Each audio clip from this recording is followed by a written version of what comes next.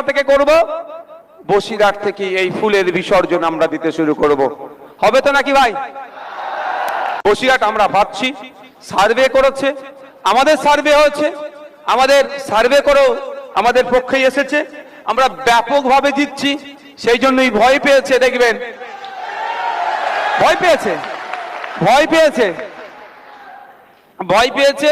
সেই জন্য কাকে প্রার্থী করতে যায়, কাকে প্রার্থী করেছে, তার কি আছে, তাকে কি না চাই, যাতে একটু গুন্ডামি মস্তানি করা যায়, সেই জন্য মারধর দিয়ে ভাবছে ভোট পার করব।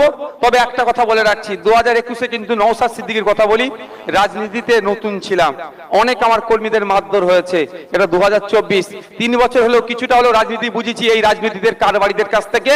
এই তৃণমূল বিজেপির মাইনারি, এই শুভেন্দু অধিকারী, এই মমতা ব্যানার্জির বাইনারি থেকে কিছুটা হলো রাজনীতি বুঝেছি। এবার আমার কর্মীদের গায়ে হাত দিতে গেলে বুঝিয়ে দেবো আইনের মাধ্যমে, আর আমিও বুঝে নেব। হুমকি চুমকি ও সব দিন গুজার গিয়া, ও দিন গুজার গিয়া। সিএর ভয় দেখিয়ে ভোট লুটার দিন চলে গেছে, হুমকি টুমকি দিয়ে ভোট লুটার দিন চলে গেছে। অভিষেক ব্যানার্জি, মমতা ব্যানার্জি, সায়ন্তন বসু আর শুভেন্দু অধিকারীদের এই গটাপাট আমার বাংলায় মানবো না, ওদের গটাপকে আমরা খুলে দেব। এই বিজেপি তৃণমূলের গটাপ বাংলায় আমরা হতে দেব না। আমরা এই দুটো ফুলকেই মানুষ টেস্ট করেছিল, 2019-এ মানুষ টেস্ট করেছে দুটো ফুলকে, ফুল এখন এক্সপায়ার হয়ে গেছে। এক্সপায়ার ফুল যদি বাড়িতে রাখেন কি হবে ভাই, এটা বলুন না? হ্যাঁ, পচে যাবে, দুর্গন্ধ বার হবে, পোকা জন্মাবে, ওই পোকা আমাদের শরীরে ঢুকলে আমাদের ক্ষতি হতে হবে। সুতরাং ওই ফুল পচেছে, ওকে সার গাদায় ফেলে দাও, ওকে আর বাড়িতে রাখা যাবে না, বাংলা থেকে ফেলে দাও। তো আমি তো এক জায়গায় দাঁড়াবার ইচ্ছে প্রকাশ করেছি, আপনারা জানেন, দলের অনুমোদনের জায়গায় আছে, সেখানেই আমার সাথে দলের সাথে এক প্রকার তো এই সবগুলো দেখেন না, এখন হাসছে, এরাই আমাকে ডিস্টার্ব করছে বেশি। লড়াই চলছে, আমি দাঁড়াবো, আর এদের মন্তব্য আলাদা, সেই লড়াই চলছে, আশা করছি লড়াই জিত হবো। তো কথা হচ্ছে যেটা, যেই ক্যান্ডিডেট হোক না কেন, বড় ভাইজানের ক্যান্ডিডেট হবে, বড় ভাইজানের, আর বড় ভাইজানের যিনি ক্যান্ডিডেট হবে সে আপনাদের মাঝপথে আশা করছি আপনার সাথে তারা বেট্রে করবে না। আচ্ছা, ইভিএম মেশিনের কথা বললেন, আমরা যেমন ঐক্যবদ্ধ হয়ে ভোট চুরি রুখবো, ইভিএম মেশিন যেখানে হবে সেখানে আমাদের লোক পাহারা দেবে, চিন্তা নেই। ইভিএম মেশিনও মোদী বাবুকে আর দিদিকে চুরি করতে আমরা দেব না। আপনারা এক বাক্যে উত্তর দেবেন, ক্যান্ডিডেট বড় না দল বড়? ঠিক হলো না আওয়াজটা, ক্যান্ডিডেট বড় না দল বড়? আর বড় ভাইজান যাকে বলে দেবে, বড় ভাইজান যাকে যার নাম বলবে, হ্যাঁ, যেটাই করব আমরা। এই আছে রাজ্য কমিটির মেম্বার, সেটা ছিল আমাদের কোথায়, বিশ্বজিৎদা কোথায়? ও বিশ্বজিৎদা বেরিয়ে গেছে, তাপসদা ছিল। স্বনামধন্য মানুষেরা আজকে আমাদের পাশে কেন দাঁড়াচ্ছেন, কেন আসছেন আমাদের পাশে? তারা আমাদের চিন্তা ভাবনা দেখছেন, তারা আমাদের সাথে কথা বলছেন। গতকালকে এক ভদ্রলোকের সাথে কথা হয়েছে আমার, সে তার পরিচয়কে গোপন রাখতে বলেছেন, সে প্রকাশ্যে রাজনীতি করতে পারবে না আমাকে বলেছে, কিন্তু তিনি যথেষ্ট পটেনশিয়াল। তিনি, আমি জিজ্ঞাসা করলাম হঠাৎ আপনি আমাকে এসে এই সব কথাগুলো কেন বলছেন? যথেষ্ট ভালো ভালো কথা বললেন, যুক্তি দিলেন, আগামী দিনেও দেবে বলে তিনি আশ্বস্ত করলেন। বলেন দেখুন, আইএসএফ এর মধ্যে আমরা আশার আলো দেখতে পাচ্ছি।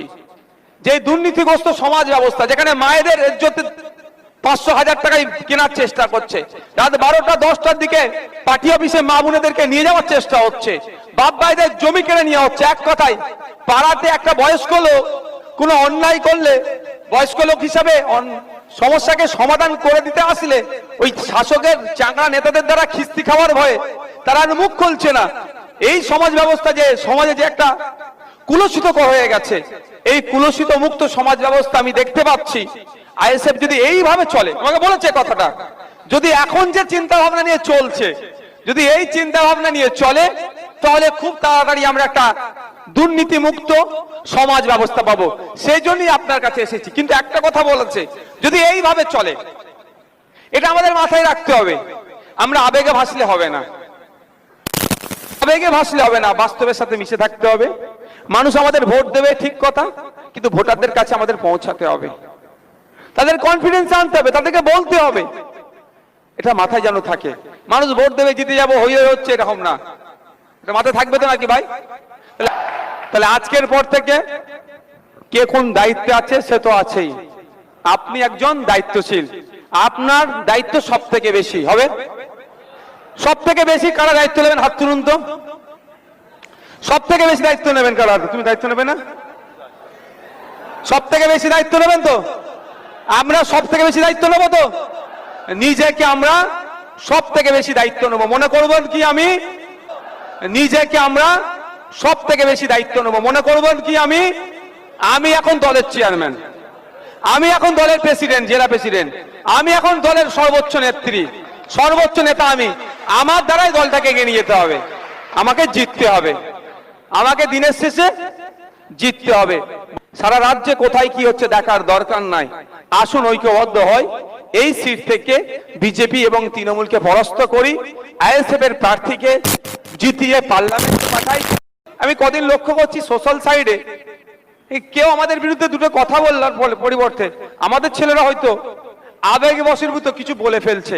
আমি অনুরোধ করব, আমরা আমাদের আইডিওলজির উপরে থাকবো।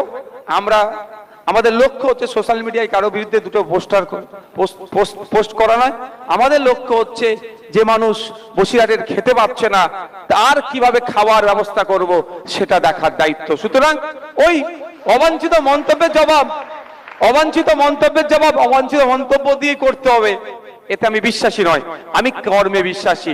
রেজাল্ট হবে, গণনা হবে, কে কত ভোট পাচ্ছে, কার কটা এমপি পার্লামেন্টে পাঠাতে পারছি, তারপরে তো জবাব দেওয়া হবে।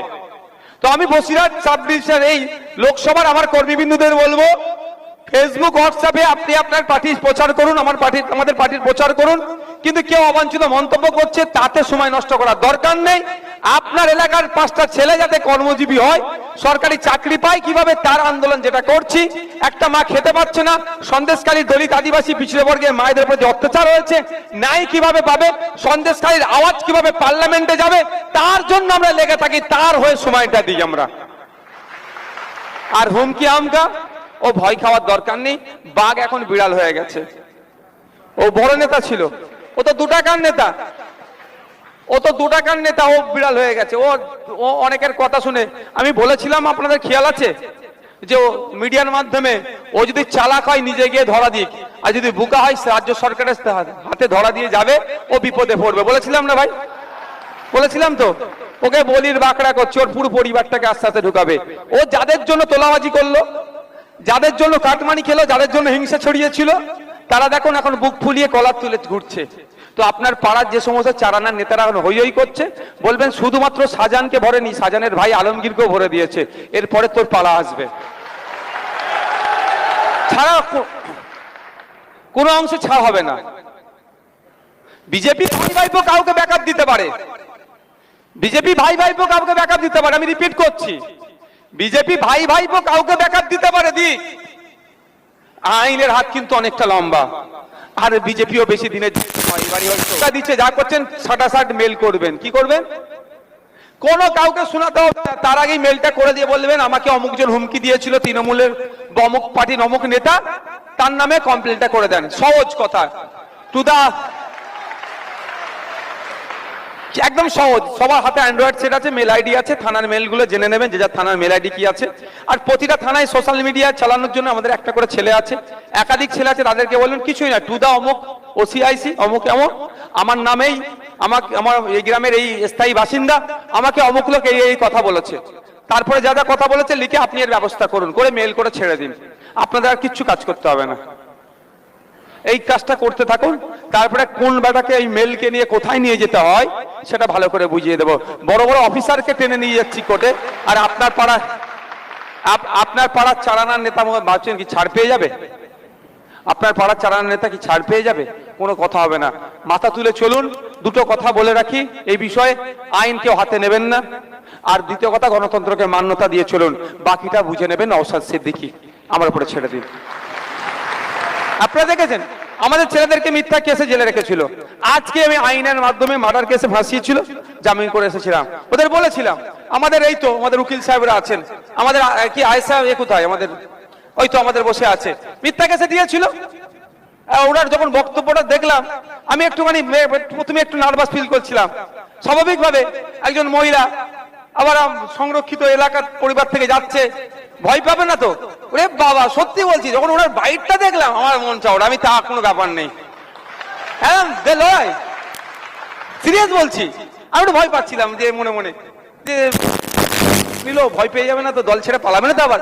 কিন্তু ওর বাইকটা দিচ্ছিল কোর্টেতে, পুলিশ গাড়িতে ওঠার সময়, আরে আমার তো একদম রেডি একদম। তো এই ভয় খাওয়ার কোনো দরকার নেই। কে মামলা দেবে, যাই মামলা দিক না কেন, আইন শেষ কথা বলবে। জানবেন একটা কথা, এরা পুলিশকে হাতে রাখতে পারে, বিচারপতিরা এদের কথা উঠা বসে না, বিচারপতিদেরকে এরা কিনতে পারে না। আর বিচার ব্যবস্থা এখনো জিন্দা আছে বলে আমাদের কি শেষ আশ্রয়স্থল বিচার কোর্ট। আমরা সেখান থেকে বাইজ্জত বাড়ি করিয়ে আজকে যেমন মালা পরিয়ে বাড়ি পাঠিয়েছি, আমাদের আয়েশা বিবিকে যেমন মালা পরিয়ে বাড়ি পাঠিয়েছি, আমাদের যুবিদিকে যেমন মালা পরিয়ে বাড়ি পাঠিয়েছি, আপনাদের মধ্যেও কারো সাথে যদি অন্যায় হয় তাকেও জামিন করিয়ে মালা পরিয়ে বাড়ি পাঠাবো। এই দায়িত্ব বলবো। কাউকে অ্যারেস্ট করে নিলে পরিবারের লোককে বলেন কোনো উকিল ধরতে হবে না, আপনাদের পক্ষ থেকে উকিল আমরা দেব। আপনাকে কোর্টে তোলার আগে আমাদের বসিরহাট কোর্টে আমাদের উকিল সাহেবরা আছে, আপনার জন্য জামিনের জন্য রেডি থাকবে, এটা মাথায় থাক।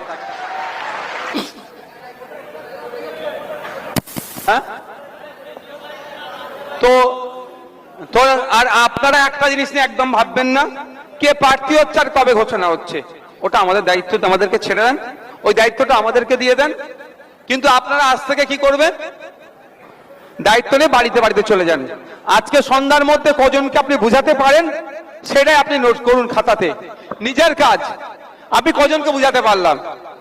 একটা কথা ভাই, এক মিনিট, আমি আর একটা মিনিট টাইম নেবো ভাই, আসতে আমি একটা মিনিট টাইম নেবো। এই কথা আসবে, এটা আসবে, বিজেপি চলে আসবে তৃণমূলকে ভোট দাও। 2019 সালে কথা বলেছিল তো, আপনারা ভোট দিয়েছিলেন। ভোট দিয়ে পার্লামেন্টে কেন পাঠালেন? সিএ কে আটকানোর জন্য, কৃষক বিল আটকানোর জন্য, জনগণের বিরুদ্ধে যে সমস্ত বিলগুলো আছে সেগুলো আটকানোর জন্য। কাজ হয়েছে? উল্টে কি হয়েছে, সিএ কে করার সহযোগিতা করেছে মমতা ব্যানার্জি। আমি অন ক্যামেরা বলছি, মমতা ব্যানার্জি যদি আমি ভুল বলি আমার বিরুদ্ধে আইনত ব্যবস্থা নিক।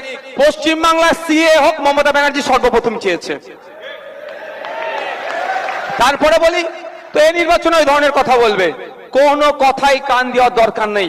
পার্লামেন্টে একটা হলো বসিরহাট থেকে পাঠান, পশ্চিমবাংলা বিধানসভায় 294 একটা আছে, মজা বুঝিয়ে দিচ্ছে। 543-এর মধ্যে একটা গেলে মজা বুঝিয়ে দেবে, সে যেই ক্ষমতায় আসুক না কেন। 543-এর মধ্যে একটাই যদি যায় মজা বুঝিয়ে ছেড়ে দেবে। যেমন 294 বুঝতে পারছে, তো এখানে ওটা বুঝবে। তো আমরা আগামী দিনে ও কারো কথায় কান দেওয়ার দরকার নেই। আমরা এখান থেকে আমাদের প্রতিনিধি করে পার্লামেন্টে পাঠাবো, যে জনগণের জনপ্রতিনিধি হবে, পার্লামেন্টে গিয়ে টিকটক করবে না এমন লোককে পাঠাবো না। যে পার্লার আর পার্লামেন্টের যে জ্ঞান রাখে না তাকে পাঠাবো না। যে পার্লামেন্টারি পলিটিক্সের জ্ঞান রাখে, যে জনগণের কথা বলবে তাকে পাঠাবো। এই চমকের রাজনীতি, খেলোয়াড় হ্যান ত্যান দিয়ে, আর্টিস্ট দিয়ে কাজ হয় না। মানুষ খেতে পাচ্ছে না, উনি ব্যাট দিয়ে আর বল দিয়ে বল খাবে, ব্যাট খাবে, ছক্কা খাবে নাকি? ও চিন চলে না। ভালো সিনেমা করে তাহলে, ও ভালো সিনেমা করে, ও ভালো গায়ক, ও গান দিয়ে কারো পেট ভরবে না, ও সিনেমা দিয়ে কারো পেট ভরবে না। আমার পাশের বাড়ি রাম কাকুটা খেতে পাচ্ছে না, তার কিভাবে খাওয়ার ব্যবস্থা করব?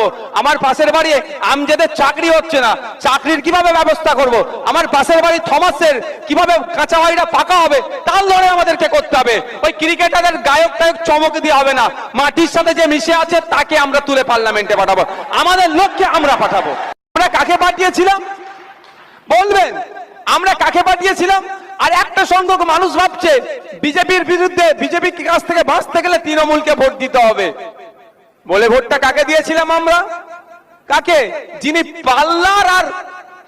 বিউটি পার্লার আর পার্লামেন্টের পার্থক্য বোঝে না, তাকে আমরা ভোটে জিতিয়ে পাঠিয়েছিলাম। বোঝে উনি পার্লার আর বিউটি পার্লারের আর পার্লামেন্টের? মনে হয় পার্থক্য বোঝে? যদি পার্থক্য যারা এই চ্যানেলকে ফলো করে, আরো যারা আছে সবাইকে বলবো এইসব চ্যানেলগুলোতে আপনারা সাবস্ক্রাইব করুন, আপনারা ফলো করুন।